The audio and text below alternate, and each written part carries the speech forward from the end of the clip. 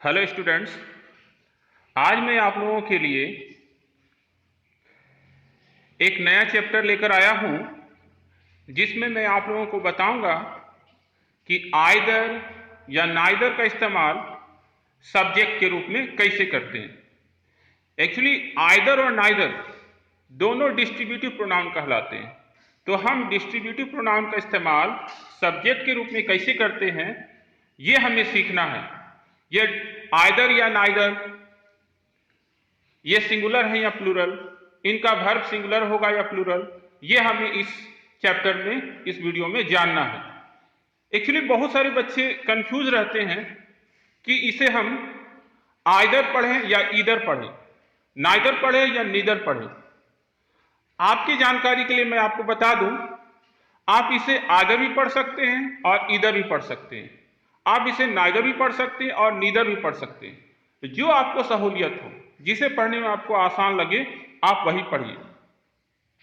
तो आज हम आइदर और नाइदर का सही इस्तेमाल सीखेंगे, क्योंकि ये जितने भी कॉम्पिटिटिव एग्जाम होते हैं उसमें इससे जरूर सवाल आते हैं और बच्चे अक्सर कंफ्यूज हो जाते हैं। तो आज हम लोग सारे कंफ्यूजन को दूर करेंगे और इस चैप्टर को हम लोग देखेंगे। चलिए आगे बढ़ते हैं। देखिए, आइदर या नाइदर ये जो वर्ड हैं, ये शब्द एक समय में किसी एक व्यक्ति या वस्तु का बोध कराते हैं। जब भी हम आइदर या नाइदर का इस्तेमाल करेंगे तो वहां पर एक ही वस्तु का बोध होगा या एक ही व्यक्ति का बोध होगा, इसलिए इनके साथ सिंगुलर वर्ब का उपयोग होता है।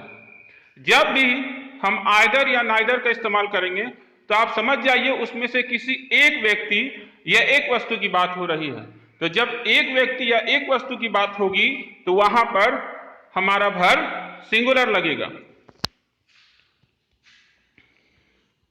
देखिए, सबसे पहले आइदर या नाइदर ये होता क्या है।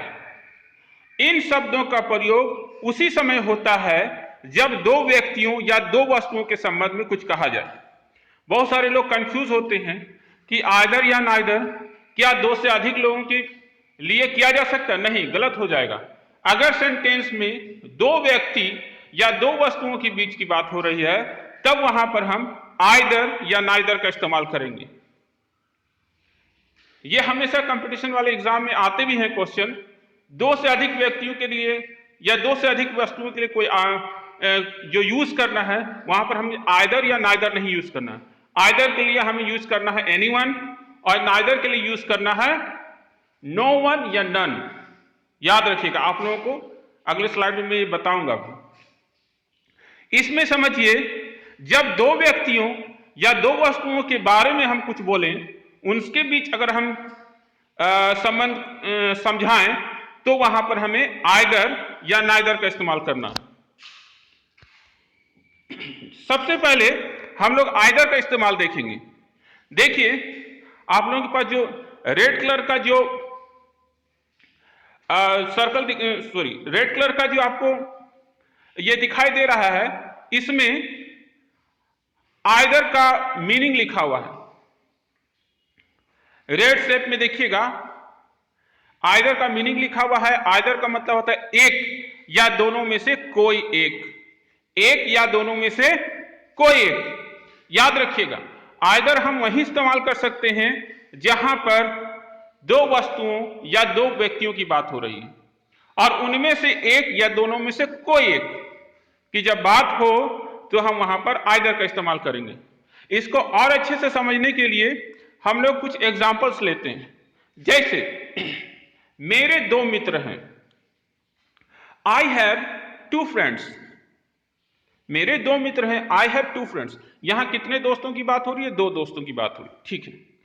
दोनों में से कोई एक आया है। देखिए, यहां बात क्या हो रही है? दो दोस्तों की बात हो रही है, यानी दो व्यक्तियों की बात हो रही है और उनमें से किसी एक के बारे में बोला जा रहा है।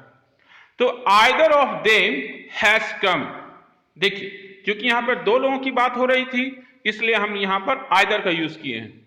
आइदर ऑफ देम, उसके बाद हम लोग हेल्पिंग वर्ब किसका इस्तेमाल किया है? हैज। हैज क्या है? ये एक सिंगुलर हेल्पिंग वर्ब है। क्लियर? यानी कि जहां पर भी आइदर हो वहां पर हम वर्ब सिंगुलर लगाएंगे। तो either of them has come.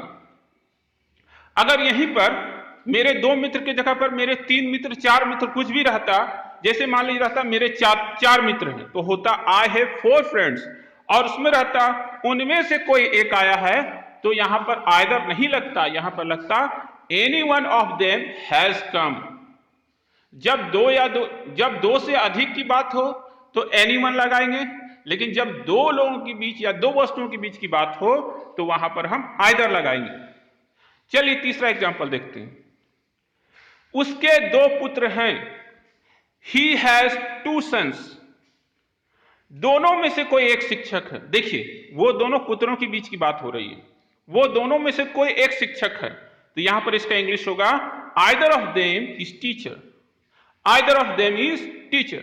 आप मेरी बात को समझिए, 2 लोगों के बीच की बात हो रही है, इसलिए हम यहां पर आइदर का इस्तेमाल किए, और आइदर के साथ जो हेल्पिंग वर्ब है वो है इज, यानी कि सिंगुलर वर्ब है। याद रखिएगा जहां पर भी आइदर हो वहां पर हमें हेल्पिंग वर्ब, हेल्पिंग वर्ब हो या मेन वर्ब हो, हमें सिंगुलर वर्ब लगाना है। क्लियर? यहां पर उसके 2 पुत्र हैं था, अगर यहां पर उसके 3 पुत्र हैं या 4 पुत्र हैं तो उसके बाद होता कि उनमें से कोई एक शिक्षक है, तो यहां पर हम एनी वन ऑफ देम लगाते, आइदर नहीं लगाते। आइदर हम उसी कंडीशन में लगा सकते हैं जब 2 वस्तुओं या 2 व्यक्तियों के बीच की बात हो। चलिए आगे बढ़ते हैं। अब देखिए नाइदर, नाइदर का मतलब होता है एक नहीं या दोनों में से कोई नहीं। जैसे इसका हम एग्जांपल देखते हैं कि सोहन के 2 भाई हैं। Sohan has 2 brothers, Sohan has 2 brothers, लेकिन कोई किसान नहीं है। But neither is farmer. अब देखिए यहां पर 2 भाइयों की बात हो रही थी, लेकिन 2 भाई में से किसी एक के बारे में बताया जा रहा है कि दोनों में से कोई एक किसान नहीं है, मतलब कोई भी किसान नहीं है। जब 2 लोगों के बीच की बात हो तो वहां पर हम नाइदर का इस्तेमाल करेंगे, नाइदर इज फार्मर। अगला एग्जांपल देखिए, मेरे पास 2 कलमें हैं, आई हैव 2 पेन्स। 2 कलम की बात हो रही है। अब दोनों के बीच अगर कुछ बात हो जाए वहां पर नाइदर का इस्तेमाल करेंगे, लेकिन कोई अच्छी नहीं है। बट नाइदर इज गुड, लेकिन कोई अच्छी नहीं है, बट नाइदर इज गुड। लेकिन यहीं पर अगर रहता मेरे पास 4 कलमें हैं तो होता आई हैव 4 पेन्स, लेकिन कोई अच्छी नहीं है, but none is good, but none is good. यहां पर क्या हो जाता है, नन लगता है। क्यों? क्योंकि 2 से अधिक वस्तुओं की बात हो रही है।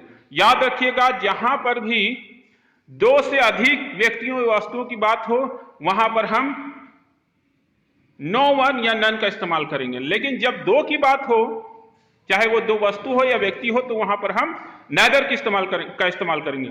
उम्मीद है कि आप ये सब सारी बातें समझ रहे होंगे। और अगर आप लोग नए हैं इस चैनल में तो इस चैनल को जरूर सब्सक्राइब कर लीजिए, क्योंकि इसी तरह का जो वीडियो का जो सीरीज है मैं आप लोगों के लिए ला रहा हूं। ठीक है, धन्यवाद।